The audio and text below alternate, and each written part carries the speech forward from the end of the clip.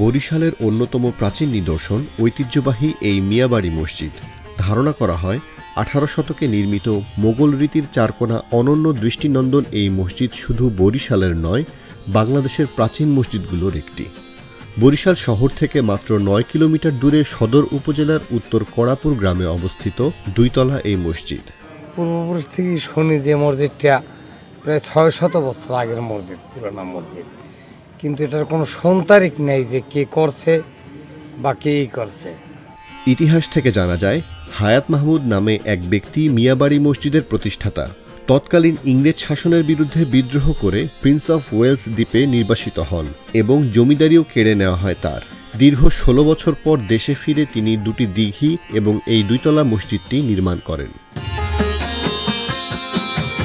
বর্তমানে মসজিদটির দ্বিতীয় তলায় নামাজের ব্যবস্থা রয়েছে।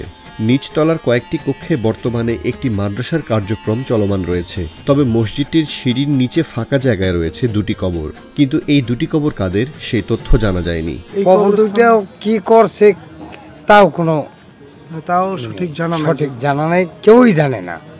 আমি তো বলো, যারা 100 বছর আগের মারা গেছে, 200 বছর আগে মারা গেছে, তারাও জানে। আপনাদের পূর্বপুরুষরা আপনাদেরকে কখনো এটির ইতিহাস সম্বন্ধে যে সঠিক তথ্য জানাতে পারেন না? মোগল রীতির চারকোনা এই মসজিদের উপরিভাগে 3টি ছোট আকারের গম্বুজ রয়েছে।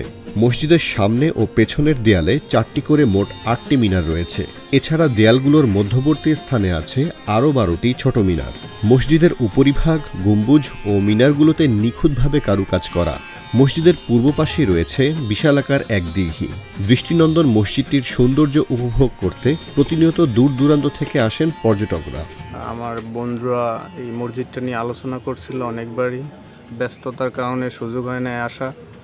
তো আজকে ওরা বলছে, তার জন্য আসলাম, এসে দেখলাম অনেক আগের এই মসজিদটা খুবই সুন্দর, দেখতে ভালো লাগছে।